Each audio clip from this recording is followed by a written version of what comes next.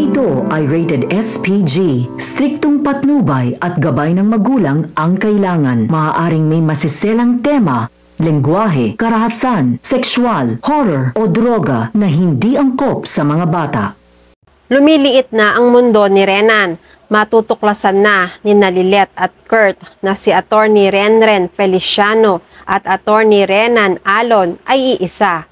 Mapagtatagni-tagni na nila na si Renren na gustong maghigante kina Mang Kanor at Attorney Meredith ay siya ring dahilan ng pagpanaw ng dalawa. Abangan natin sa Lilet Matias, Attorney at Law. Nalaman na ni Lilet na hindi pa pala nakakauwi si Mang Kanor sa pamilya niya. Lumitaw si Melody na anak ni Mang Kanor. Ipinaalam niya na nawawala ang tatay niya. Nag-aalala si Melody. Nakapag-report na rin siya sa pulis. Tinawagan niya si Era sa Keystone para itanong kung alam ang kinaroroonan ng tatay niya. Pero nagtataka si Lilet dahil parang may mali. Imposible kasi na hindi mag-alala si Era para kay Mang Kanor. Kung tunay na nalaman ni Era ang mga ito, malamang na siya pa rin mismo ang kauna-unahang magpapahanap kay Mang Kanor. Maaari nga nakausap noon ni Melody ay si Sabrina pa nung nabubuhay pa ito dahil kasabot siya ni Renan noon. Humihingi ng tulong si Melody. Sinabi ni Lilet kay Melody na tutulong siya sa pag-iimbestiga at sa paghahanap kay Mang Kanor. Nagkatinginan sina Kurt. Handa naman si Kurt na samahan si Lilet sa anumang lakad nito. Inumpisahan na ni Lilet ang mga impormasyon na nakuha nila kay Melody. Nalaman nila na ang tanging nakaaway ni Mang Kanor ay ang pamilya Feliciano na naging dahilan ng muntikang pagkakakulong ni Mang Kanor ng matagal na panahon. Si Mang Kanor ang napagbibintangan ng pamilya sa pagpanaw ni Attorney Erlina Feliciano. Dito magsisimula si Lilet para mahanap nila si Mang Kanor. Nakakuha sila ng impormasyon tungkol sa pamilya Feliciano. Nakita ni Lilet ang address ng mga ito. Agad nilang pinuntahan ang tirahan. Sa lugar ay may napagtanungan silang isang babae, kapitbahay ng mga Feliciano. Pinaghahanap na ni Lilet si Attorney Erlina Feliciano. Napag-alaman nila na may anak na lalaki ang attorney. Pinagtanong nila kung saan siya nakatira. Sinabi rin naman agad ng babae. Hindi na nag-aksaya pa ng panahon si Lilet at Kurt. Nagmadali silang magpunta sa address na sinabi ng babae. Sa kabilang banda, sobrang namimiss na ni Era si Renan. Halos maloka na siya sa sobrang pangungulila sa nobyo. Para na siyang ginayuma ni Renan. Kahit anong gawin niyang paglimot kay Renan ay si Renan pa rin ang naiisip niya. Hindi madali para sa kanya. Sumuko na siya. Gusto na niyang hanapin ulit si Renan para makipagbalikan. Kakalimutan na niya ang mga masasamang ginawa ni Renan. Ang mahalaga sa kanya ngayon ay humingi ng tawad si Renan sa kanya. Mas nangingibabaw ang pagmamahal niya kesa ang galit. Gumawa ng paraan si Era para hanapin si Renan. Kinuha niya ang address ng bahay ni Renan. Inabutan niya rito ang kasambahay ni Renan. Tinanong ni Era kung saan niya matatagpuan ang nobyo. Kahit ang address nito sa probinsya dahil ito naman ang paalam ni Renan sa kanya. Magpapagamot si Renan sa probinsya dahil hindi lang puso ang nasaktan sa kanya. Pati na rin ang tuhod niya. Gusto ni Renan na tahimik muna siya pero nangako siya na darating siya sa araw ng kasal nila ni Era. Kung hindi darating si Era ay tatanggapin niya na hanggang doon na lang ang relasyon nilang dalawa ni Era. Sa pangungulit ni Era sa kasambahay kung saan niya makikita si Renan dahil nag-aalala na rin siya.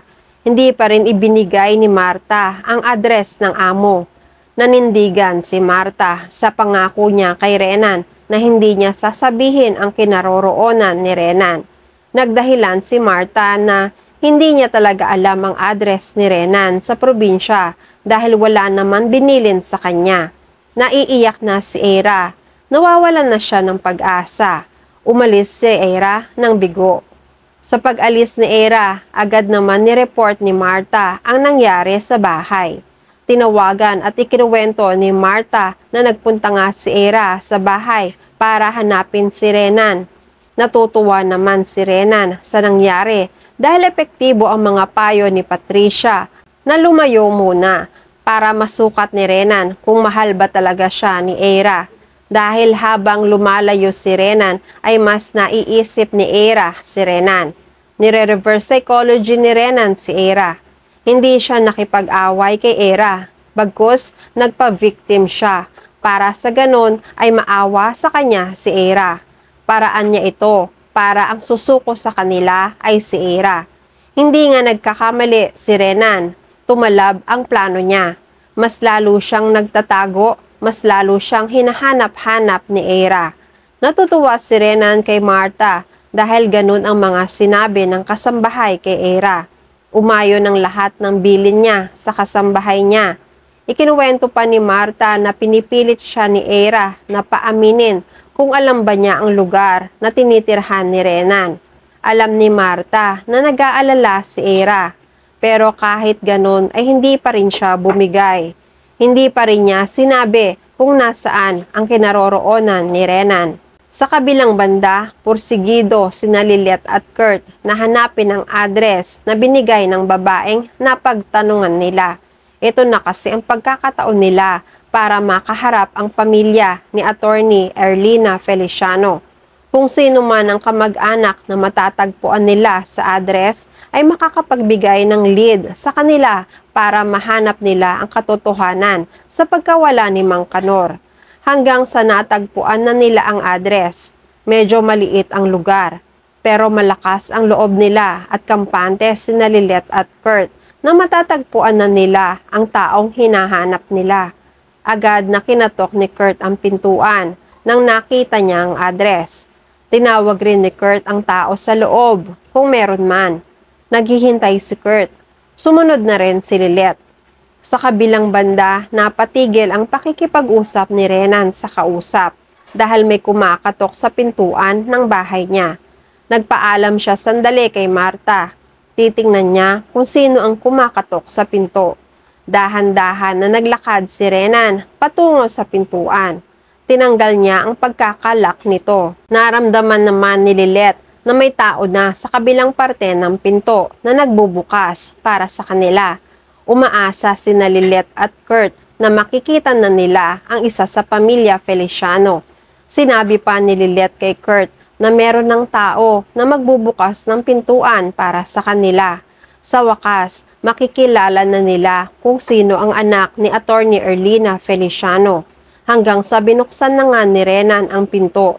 Laking gulat ni Lilet at Kurt na si Renan ang matatagpuan nila rito sa bahay. Hindi nila inaasahan na si Renan ang magbubukas ng pintuan para sa kanila. Napaatras si Lilet sa sobrang pagkabigla. Hindi siya makakibo agad. Ganon rin si Renan. Nabigla siya sa pagdating ni Lilet. Mauuto pa kaya sila ni Renan?